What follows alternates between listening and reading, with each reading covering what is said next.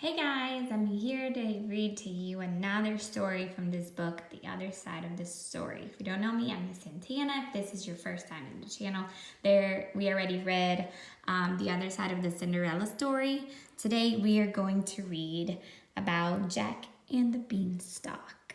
Right? So this is the other side of the story, fairy tales with a twist. Here it comes. The story of Jack and the Beanstalk is told by the Giant. And our author is Eric Brown and the illustrator is Christian Bernardini. People think it's easy being a giant. You get to be rotten, grumpy, and loud. You're big and tough. You have gobs of treasure. And nobody tells you to behave.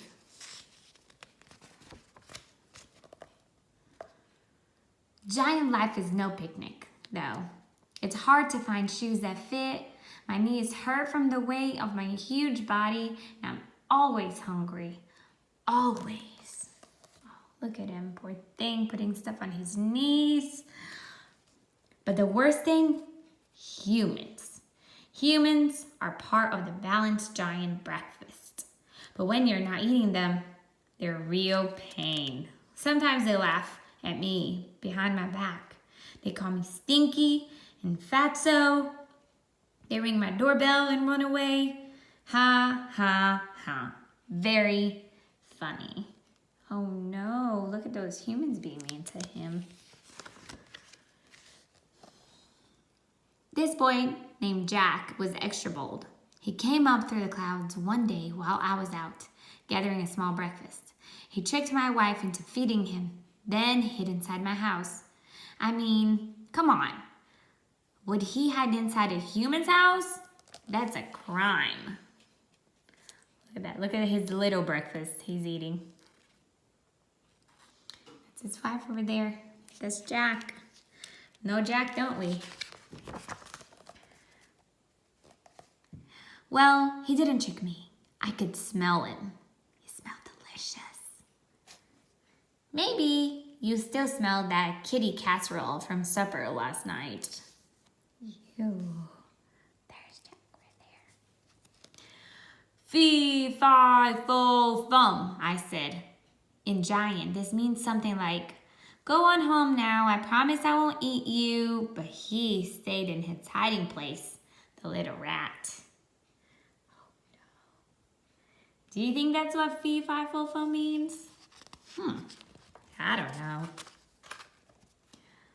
After breakfast, I took a nap, like I always do. Eating makes me tired, and when I dig, Jack stole a bag of gold. Humans, nutritious and sneaky. Look at him, drooling in his sleep. Does that happen to you when you go to sleep? And look at Jack. There he goes, running away with the gold.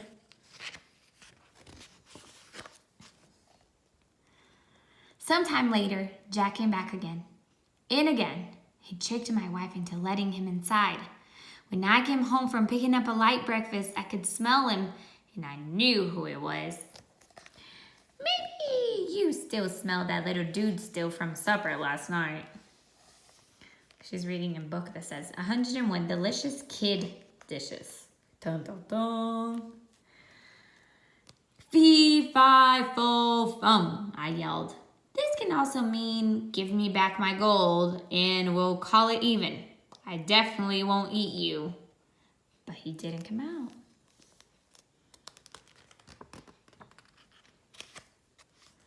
Just like before, I ate my meal and tried to forget about Jack. I relaxed with my goose, the one that lays golden eggs. Soon, I took a little snooze.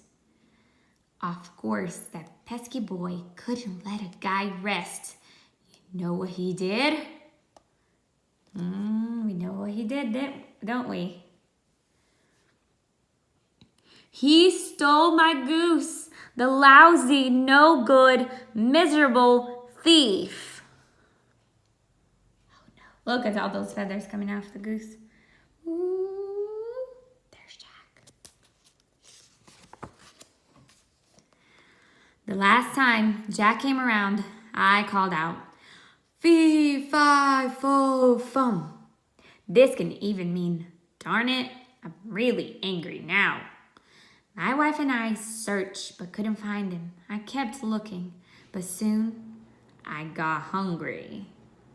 Big surprise. Oh no, what is Jack doing inside of the pan? After breakfast, I enjoyed some lovely music. My golden harp sang to me, and the sound was even sweeter than boyberry pie. I rested my eyes a bit. I'd finally forgotten about Jack. There he goes. Listen to the harp. Going to sleep, and who is in the window? Let's see. The next thing you know, my harp is calling, Master, Master! Jack was running off with it, and I thundered after. I almost caught up with them too, but they disappeared into the clouds. There was a big beanstalk. Jack was climbing down it. Well, I'm a smart guy. I know a dangerous thing when I see it. I didn't want to go down there. No way. But then my harp called down again. Look at that. Wow, that is a giant beanstalk. So down I went. Down, down.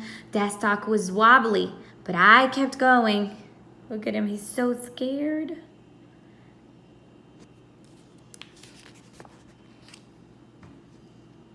The beanstalk shook once, twice, then toppled over. Jack chopped it with an axe. I fell and broke my crown. That's an old-fashioned way of saying I whacked my head real good. Even if you're big, though giant, that hurts. Look at everybody looking. There's Jack right there. Doesn't look very nice. Oh no, he got a ginormous goose egg. Look at that. Poor giant. Kind of feel bad for him. My wife said I should forget about Jack, but sometimes I still look through the hole in the clouds. Jack and his mother got rich selling golden eggs. They fattened up nicely. And Jack got married. My golden harp sang at the wedding. It was a lovely party. I'll tell you one thing. Someday, when my crown feels better, I'm going down there to get my stuff back. Maybe I'll grab lunch while I'm there too. The end. There's the giant. Just looking at Jack. Maybe his mom. That's the house. So what do you think? Do you think the giant was right? Do you think this is the real side of the story? Or do you think Jack was the correct one and Jack was the one telling the story the right way? All right, if you come by my classroom, you let me know what you think. Okay, bye-bye.